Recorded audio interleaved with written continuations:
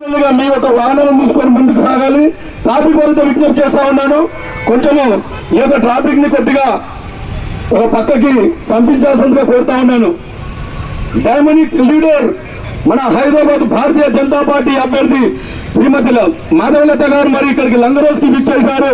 లంగరోజున పడినటువంటి ప్రతి వ్యక్తికి, ప్రతి కార్యకర్తకి నేను ఉన్నాను అనే ధైర్యం ఇవ్వడానికి రేపు రానున్న 13వ తారీఖు రోజు మనందరం కూడా కమలం పువ్వు గుర్తుకి ఓటేసి మన యొక్క అభ్యర్థి అయినటువంటి ఈరోజు బీజేపీ నుండి పోటీ చేస్తున్న మన మాధవలత గారు మన ముందుకు విచ్చేస్తున్నారు.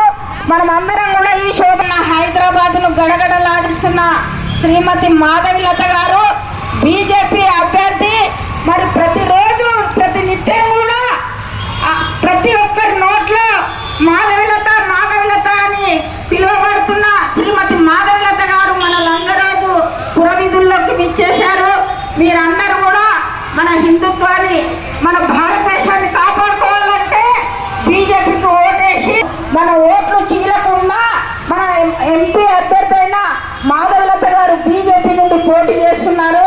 మనం అందరం కూడా ఏకతాటి మీద నిలబడి మన హిందుత్వాన్ని చాటుకోవాలనేసి నేను ఈ సందర్భంగా తెలియజేస్తున్నాను.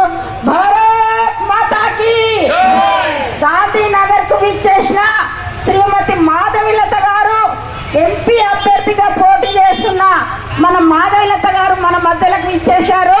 మరి ఈరోజు కంచుకోటగా ఉన్న హైదరాబాద్ లో ఎంఐఎంను బద్దలు కొట్టడానికి విచ్చేసిన మన మాధవలత గారు మన ప్రతి ఒక్క హిందూ సోదరుడిని నంబర్ 1 గా తీర్చిదిద్దాలంటే నరేంద్ర మోడీ గారు ప్రధానమంత్రి అయితేనే భారతదేశం నంబర్ 1 గా అవుతుంది అనేసి నేను ఈ సందర్భంగా తెలియజేస్తున్నాను.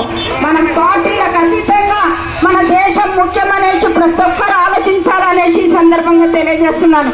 ఇక్కడ బాలప్రసాద్ గారు ఇక్కడ వారు సన్మానం చేస్తున్నారు. మరి పెద్దలు గౌరవనీయులు సీనియర్ నాయకులైన బాలప్రసాద్ అన్న గారు శ్రీమతి మాధవలత గారిని సన్మానం చేస్తున్నారు.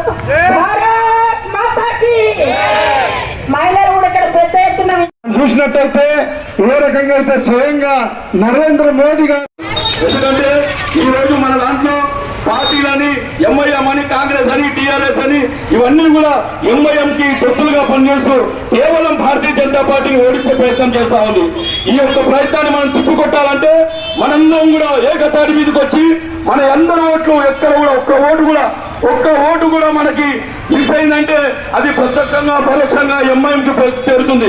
కాబట్టి ఎంఐఎం ఒక కంచుకోటను దెబ్బతీయాలంటే ఎవ్వరు ఎన్ని మాటలు చెప్పినా ఏ పార్టీకి ఓటేయకుండా కేవలం భారతీయ జనతా పార్టీ అభ్యర్థి అయినటువంటి శ్రీ మాధవలత గారిని కమలం పువ్వు గుర్తుకు ఓటేసి మరి గెలిపించాల్సిన బాధ్యత మనందరిపైన ఉందని మీతో మనవి చేస్తా ఉన్నాను.